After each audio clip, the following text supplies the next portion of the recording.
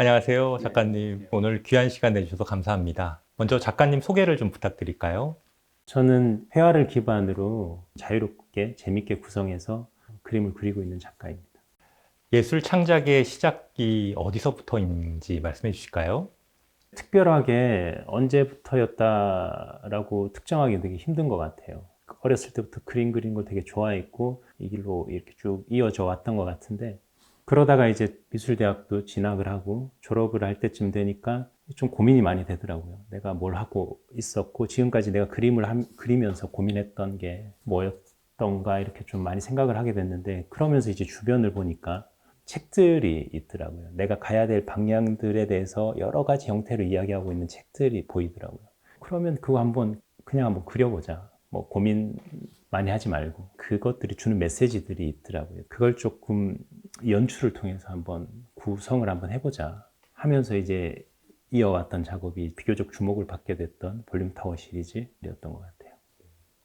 그러면 다양한 소재가 있는데 그 중에 책을 소재로 선택한 어떤 이유가 있습니까? 책이 가지고 있는 모양이나 그 형태들도 되게 조금 흥미로웠어요. 물리적으로 어떤 평면에 이렇게 중첩들이잖아요. 근데 이제 그림을 그리는 입장에서 어떤 이 차원의 평면을 다룬단 말이죠. 그런 것들을 끊임없이 그려가는 게 마치 그런 걸 쌓아가는 느낌? 그 책은 이제 그게 텍스트로 이루어져 있지만, 그림을 그리는 사람의 입장에서는 끊임없이 어떤 메시지를 화면을 통해서 이야기하는데, 그것이 이렇게 켜켜이 쌓여 있는 모습이 되게 흥미로웠어요. 그것을 이제 다른 사람들도 보면서 이제 그런 걸 느끼겠죠. 쭉 쌓아가면, 그러면 어떤 명확하진 않지만 내가 가는 방향 내지는 어떤 삶의 어떤 모양새 같은 것들이 보이지 않을까. 누군가의 책장을 보면 그 사람의 살아온 삶이 보인다고 얘기하는 것. 그런 것에서도 조금 영감을 얻었었고, 책은 어떤 내용들을 끊임없이 얘기하잖아요. 또 방향성이 있고, 그림도 그렇거든요. 작가의 의도가 있고 방향이 있단 말이죠. 근데 그걸 다 이해하지는 못하죠. 사람들은 대부분 표면을 보게 돼요. 근데 책도 그렇다고 생각했거든요. 책도 텍스트가 있고 색이 있고 물리적인 형태가 있어서 일단 표면을 먼저 접하고, 그런 것들이 다 회화적인, 즉 그림을 그리고 있는 나의 입장에서 관련이 있어 보였어요. 그래서 이제 선택을 하게 됐죠. 작가님 작업을 통해서 전하고자 하는 어떤 의미가 있을까요?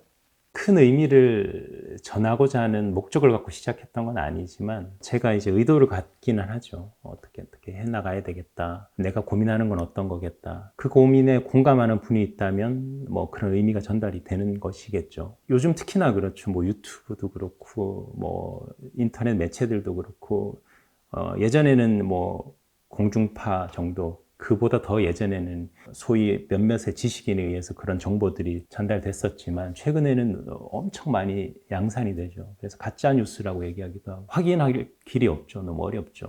이제 그런 상황에서 그 어려움을 저 말고 모든 사람들도 느낀다고 생각을 했거든요. 뭐가 진짜일까? 뭘 우리가 지지하고 살아가야 될까? 그럴 때 사람들이 가장 쉽게 접하는 것이 책이라고 생각을 했어요. 책이라는 걸 통해서 비교적 검증되어 있죠. 그리고 많은 고민에 의해서 만들어진 것들이고, 그래서 이제 그런 걸 통해서 나름의 길을 찾고 방향을 찾아가는데, 그런 책들이 또 양이 많아졌을 때 그 지표들이 너무 많아지는 거죠.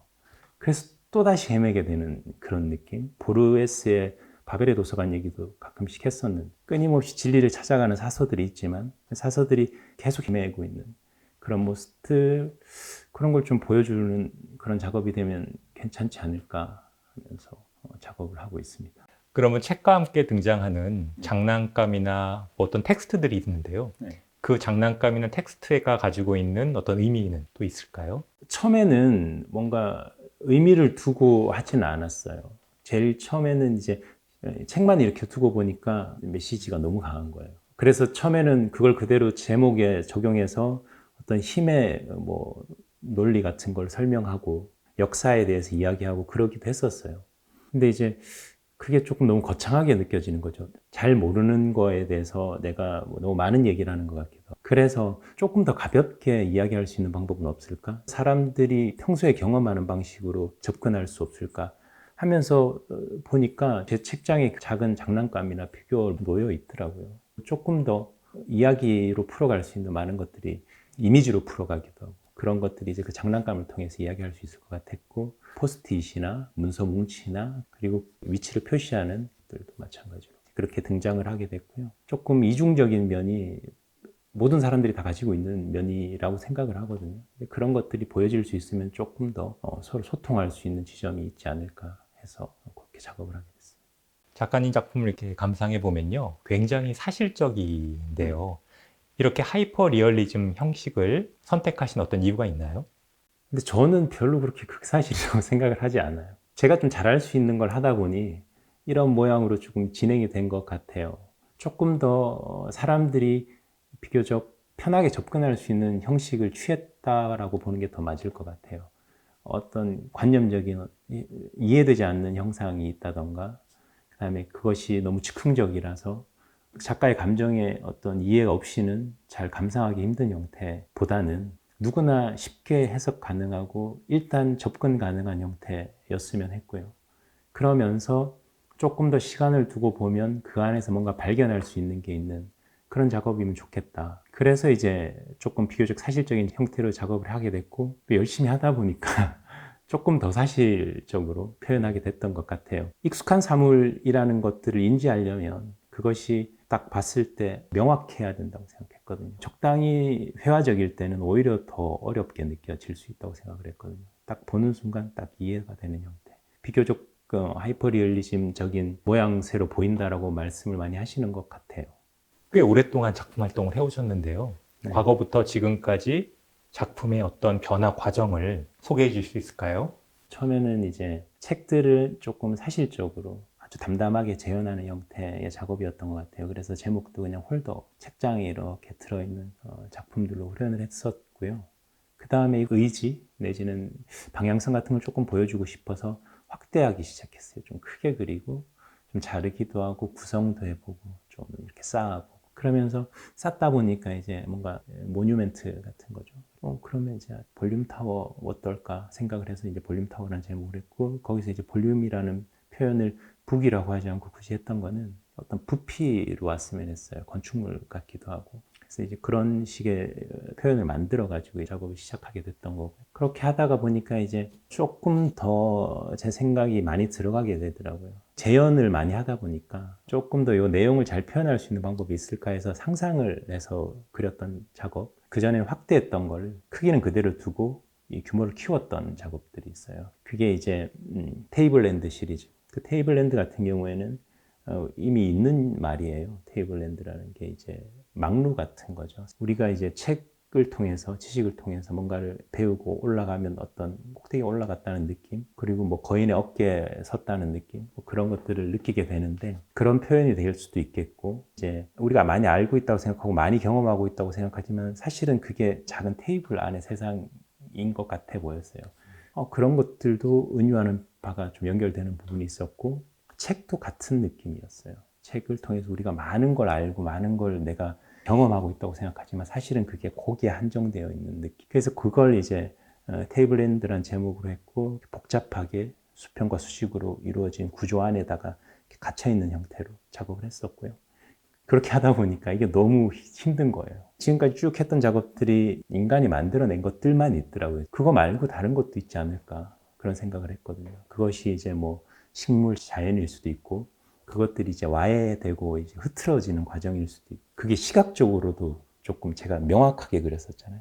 조금 흐트러질 수 없을까 이런 생각을 했었거든요. 그러면서 이제 미라지 그러니까 신기루가 좀 그런 느낌이었어요. 분명히 있다고 느끼고 보는 것이지만 실제 아닌지 아닌지를 알 수 없고 그리고 시각적으로도 뭔가 흐드러져 있는 모호함 그런 것들이 지금 제가 했던 것들과 조금 차별화되는 지점이라고 생각을 했거든요. 그래서 이제 그런 식으로 제목을 정하고 이미지들도 기존에 사람들이 만들어 놨던 것들 인간의 유산들 말고 그 외의 것들이 침범하는 형태로 작업을 하게 됐던 거 그것이 이제 미라지 시리즈가 됐던 거고 그러면서 이제 그런 것들이 조금 더 극단으로 가면 기괴한 형태가 되겠다 해서 플라스틱 가든이라는 식의 제목의 작업들도 간단히 했었고 그리고 이제 최근에는 사람들이 회귀하고 싶어하는 현상들 자꾸 이전으로 자꾸 돌아간다는 느낌을 제가 많이 받았어요. 그러니까 최근에 전쟁 같은 것들도 그렇고 그냥 제 세대에 그런 일이 안 생길 줄 알았거든요. 근데 예전에만 있을 거라고 생각했던 일들이 지금 일어나고 국가 간의 극단적인 대립 같은 거, 국가주의라 그러죠. 그런 것들이 과거에는 있었는데 뭔가 세계화되면서 없어질 것 같이 보였는데 다시 생겨나고 서로 다시 구분되어지고 사람들은 그 성취를 이루었던 시절이 있잖아요. 그걸 다시 그리워하고 자꾸 돌아가고 싶어하고 그런 모습들을 뭔가 표현할 수 있는 방법이 없을까 하면서 이제 그런 레트로피아 시리즈를 좀 진행을 하게 됐던 거고요.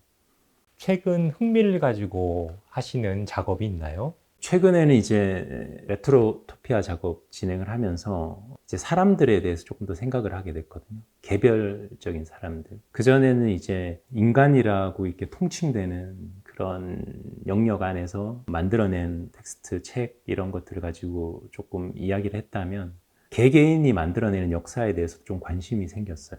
그걸 어떤 식으로 다뤄야 될지는 조금 더 고민을 해야 되겠지만 개인이 가지고 있는 사물들이나 삶 속에서 이어왔던 여러 가지 기록들 그런 걸 가지고 프로젝트를 조금 만들어낸다면 좀 흥미로운 전시는 좀 할 수 있을 것 같아요. 작업을 개별적으로 좀 다 다른 형태가 될 수도 있을 거고 일관성이 조금 없어 보일 수도 있겠지만 이것들이 같이 모였을 때 좀 흥미로운 지점이 있을 수 있을 것 같아요. 아직은 뭔가 이렇게 명확하게 하겠다라는 바 나오진 않았지만 개인적인 것들을 가지고 와서 작업하는 거 재밌을 것 같다는 생각. 누군가가 자기만의 공간에서만 가지고 있는 것, 자기만의 서재, 비밀의 공간, 취미 활동하는 것들 거기 안에서 보여지는 되게 흥미로운 요소들이 있을 것 같았거든요. 그리고 그런 것들이 발현되는 이유 같은 것들도 시대적인 역사적인 이유 같은 것들도 같이 가지고 온다면 좀 흥미로운 작업이 될 수 있을 것 같아서 최근에 고민을 많이 하고 있습니다. 그럼 앞으로는 어떤 사람 혹은 어떤 작가로 기억되고 싶으세요? 누구나 모든 작가들이 영향력 있고 세계적으로 인정받는 작가가 되고 싶어 하죠. 저도 그렇고요. 그렇지만 일단은 한 사람 한 사람 제 주변에 저를 알고 조금이라도 제 그림을 좋아했던 분들이 이 작가 어디 내놔도 괜찮은 작가다. 훌륭한 작가다. 라고 인정받을 수 있다면 그런 작가가 될 수 있다면 괜찮지 않을까 라는 생각을 하고 있습니다. 오늘 정말 좋은 말씀 해주시고요. 작가님 작품을 더 잘 이해할 수 있도록 해주셔서 정말 감사드립니다. 네, 고맙습니다.